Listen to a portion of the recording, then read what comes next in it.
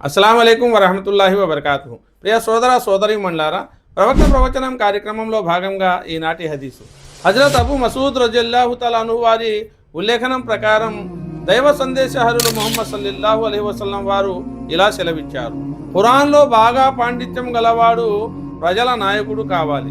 ఒకవేళ అందరూ ఖురాన్ జ్ఞానంలో సమానులే అయితే సున్నత్ అంటే ప్రవక్త సాంప్రదాయాన్ని బాగా ఎరిగినవాడు ముందుకు రావాలి.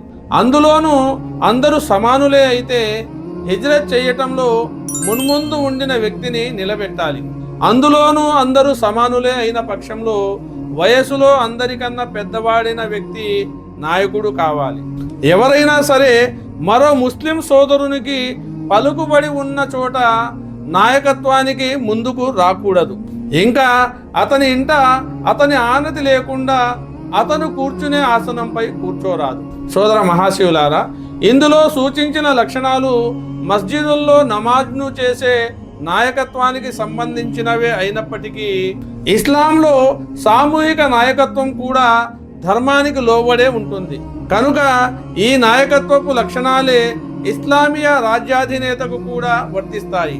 ఇక్కడ పేర్కొన్న 4 లక్షణాలు ఖురాన్ పాండిత్యంలో ఆధిక్యత, సున్నత్ జ్ఞానంలో పైచేయి ఉండటం, హిజ్రత్ లేక మరేదైనా ధార్మిక సేవలో మున్ముందు ఉన్న గుణం, 4వది వయస్సు అంటే పెద్దవాడవటం. సోదర మహాశివులారా, ఈ హదీసు ద్వారా తెలిసే మరో విషయం ఏమిటంటే, ఒక ధార్మిక పండితుని పలుకుబడి పరపతి ఎక్కువగా ఉన్న సందర్భంలో మరో వ్యక్తి అక్కడ నాయకత్వపు బాధ్యతల్ని తలపై వేసుకొని వ్యవహరించటం సామూహిక జీవనానికి విచ్ఛిన్నకరమైనదిగా పరిణమించవచ్చు.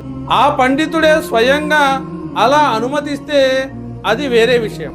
అలాగే ఏ వ్యక్తికైనా సంబంధించిన ప్రత్యేక ఆసనం లేక కుర్చీపై అతని అనుమతి లేకుండా కూర్చోవటం కూడా చేదు అనుభవాలకు, అపార్థాలకు దారి తీయవచ్చు.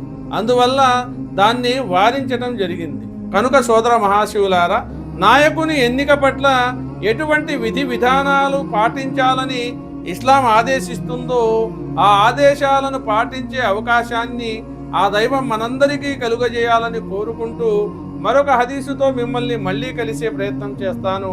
అంతవరకు సెలవు. అస్సలాము అలైకుం వరహమతుల్లాహి వబర్కాతు.